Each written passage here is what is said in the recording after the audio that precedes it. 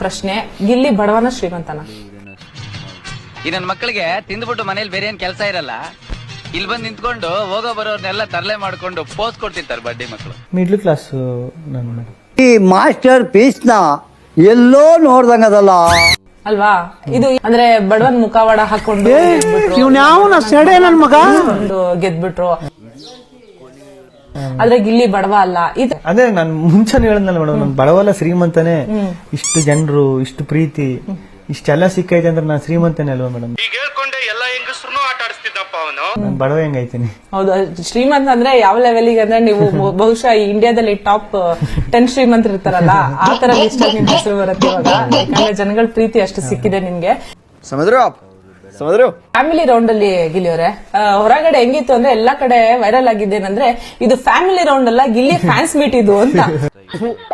ಈ ಬಡತವಿಂದ ದೇಶ ಉದ್ಧಾರ ಆಯ್ತದ ಅಂದ್ರೆ ಎಲ್ಲ ಫ್ಯಾಮಿಲಿ ಅವ್ರು ಏನ್ ಬರ್ತಾರೆ, ಬಂದವರೆಲ್ಲ ನಿಮ್ಗೆ ಯಾರು ಇಷ್ಟ ಅಂದ್ರೆ ಮೋಸ್ಟ್ ಆಫ್ ದಿ ಮಗ ಸುತ್ತಿ ಬಳಸಿ ಎಲ್ಲಿಗೆ ಬರ್ತಾವನೆ ಅಂತ ನಂಗೆ ಗೊತ್ತು. ಅದ್ರಲ್ಲೂ ಅಶ್ವಿನಿ ಅವ್ರ ತಾಯಿ ನಿಮ್ಮನ್ನ ಕೈ ಹಿಡ್ಕೊಂಡು ಕೂರ್ಸ್ಕೊಂಡ್ ಬಿಟ್ಟಿದ್ರು ಒಂದ್ ಕಡೆ. ಅವ್ರ ಮಾತ್ರನೇ ನಟರಾಜ ಕೂತ್ಕೊಂಡ ಬಾಯಿ ತುಂಬಾ ಹೇಳ್ತಾ ಇದ್ರು. ಅವ್ರ ಹೆಂಗಂದ್ರೆ ಬಹುಶಃ ಅಶ್ವಿನಿ ಅವ್ರು ಕರ್ಸ್ಕೊಂಡು ನಿಲ್ಸ್ಕೊಂಡ್ರು ಫ್ಯಾಮಿಲಿ ಫೋಟೋಗೆ. ಅವ್ರ ಅಮ್ಮನ್ ಪ್ರೀತಿ ಬಗ್ಗೆ ಏನ್ ಹೇಳ್ತೀರಿ ನೀವು? ನಿಜವಾಗ್ಲೂ ಸಖತ್ ಖುಷಿ ಆಗ್ಬಿಡ್ತು ಮೇಡಮ್, ಸತ್ಯವಾಗ್ಲು. ಅದೇ ನಾನು ವೀಕೆಂಡ್ ಅಲ್ಲಿ ಹೇಳಿದೆ, ಹೆಂಗಿದೆ ಓಪನಿಂಗ್ ಥ್ರಿಲ್. ಅವ್ರು ಬಂದ ತಕ್ಷಣ ಅವರೇ ಹೇಳ್ತಾವ್ರ ಅಶ್ವಿನಿ ಮೇಡಮ್, ಅಮ್ಮ ನಾನ್ ನಿನ್ನ ಮಗಳು, ನಾನು ನೀನ್ ಯಾಕೆ ಗಿಲ್ಲಿ ಗಿಲ್ಲಿ ಅಂತ ಇದ್ ಮಾಡ್ತೀನಿ, ನಿನ್ ಮಗಳು ನಾನು, ನೀನ್ ನನ್ ಜೊತೆ ಮಾತಾಡ್ಬೇಕು ಬಾ ಮಾತು ಹೇಳಕ್ ಹೋಯ್ತಾರೆ. ಇರೋ ನಟರಾಜನ್ ಜೊತೆ ಮಾತಾಡ್ಕೊ ಬಂದ್ಬಿಡ್ತೀನಿ. ನಾನು ಅತ್ತೆ ಅನ್ನೋದು, ಅವ್ರ ಅಳಿಯ ಅನ್ನೋದು. ಅವ್ರು ಹೆಂಗೆ ಅಂದ್ರೆ ಈಗ ನಮ್ಮೂರಲ್ಲಿ ನಮ್ಮತ್ತದಿರು ಇವ್ರು ನೋಡ್ದಂಗೆ ಎಲ್ಲ ನೋಡ್ಬಿಟ್ಟು ನನ್ಗೇನ್ ಟಚ್ ಮಾಡ್ತಾರೋ ಗೊತ್ತಾಯ್ತಿಲ್ಲ ಇವ್ರು. ಇದೇ ಲಾಸ್ಟ್ ಅಲ್ಲಿ ಏನಾರು ಇದೆಲ್ಲ ಏಪ್ರಿಲ್ ಫೂಲ್ ಮೇ ಫೂಲ್ ಅಂದ್ಬಿಟ್ಟು ಏನಾರು ಫೂಲ್ ಮಾಡಕ್ ಮಾಡ್ತಾವ್ರ ಅಂತ ನಾನು ಆಮೇಲೆ ಗೊತ್ತಾಯ್ತು ಲಾಸ್ಟ್ ಅಲ್ಲಿ. ಓ ಇವರು ಅಂದ್ರೆ ಅದು ಗೊತ್ತಿಲ್ಲ ನನ್ಗೂ. ನಾನು ಅನ್ಕೊಂಡಿದ್ದೆ ಒಂದು, ಆದದ್ದೇ ಒಂದು. ನಾನ್ ಇದ್ದದ್ ನೋಡ್ರೆ ಒಳಗಡೆ ಎಲ್ಲ ಲೆಕ್ಕದಲ್ಲಿ ನನಗ್ ಬಂದ್ ಬೈಬೇಕು. ಎಲ್ಲ ಬಂದ್ ಕ್ಯಾಪ್ಟನ್ ಮಾಡ್ಬಿಟ್ರು. ಅದೊಂದು ಸಖತ್ ಖುಷಿ ಮೇಡಮ್. ಹೌದು ಮೇಡಮ್. ಆಮೇಲೆ ನಮ್ಮ ಫ್ಯಾಮಿಲಿ ಬಂದಾಗ್ಲೂ ಅಷ್ಟೇ ಎಲ್ಲಾರ್ಗು ಒಂದು ಕುತೂಹಲ ಇತ್ತು, ನೀನೇ ಹಿಂಗ ಆಡ್ತಾ ಅಂದ್ರೆ ನಿಮ್ಮ ಅಪ್ಪ ನಿಮ್ಮ ಹೆಂಗಿರ್ಬೇಡ, ಅವ್ರು ಹೆಂಗ್. ನನ್ ಮೇಲೆ ನಿನ್ಗೆ ಯಾಕೆ ಇಷ್ಟು ದ್ವೇಷ? ನಾನು ಏನ್ ತಪ್ಪು ಮಾಡಿದೀನಿ? ನಾನೇನಯ್ಯ ತಪ್ಪು ಮಾಡ್ದೆ? ನಾನು ಎಲ್ಲಿ ತಪ್ಪು ಮಾಡ್ದೆ?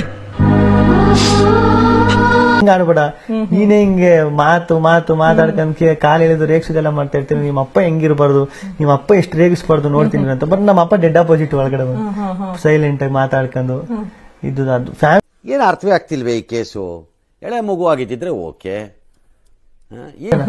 ಅವ್ರ ಅಮ್ಮ ಕನ್ಫೆಷನ್ ರೂಮ್ ಇಂದ ಬಂದ ಹೇಳಿಕೆ ಗಿಲ್ಲಿ ಅಂದ್ರೆ ನನಗೆ ಇಷ್ಟ ಅನ್ನೋದು. ಧನುವಣ್ಣ ಅವ್ರ ಅಮ್ಮ ಈ ಕಣ್ಣಲ್ಲಿ ಇನ್ನೂ ಏನೇನ್ ನೋಡ್ಬೇಕು ಕಾಣ. ಅವರು ನನ್ನ ಮಗ ಇಲ್ಲ ಅಂದ್ರೆ ನಾನು 99 ಗಿಲ್ಲಿಗೆ ಆಗ್ತಿರೋದು. ನಮ್ ರಘುವಣ್ಣ ಅವ್ರ ಅಕ್ಕ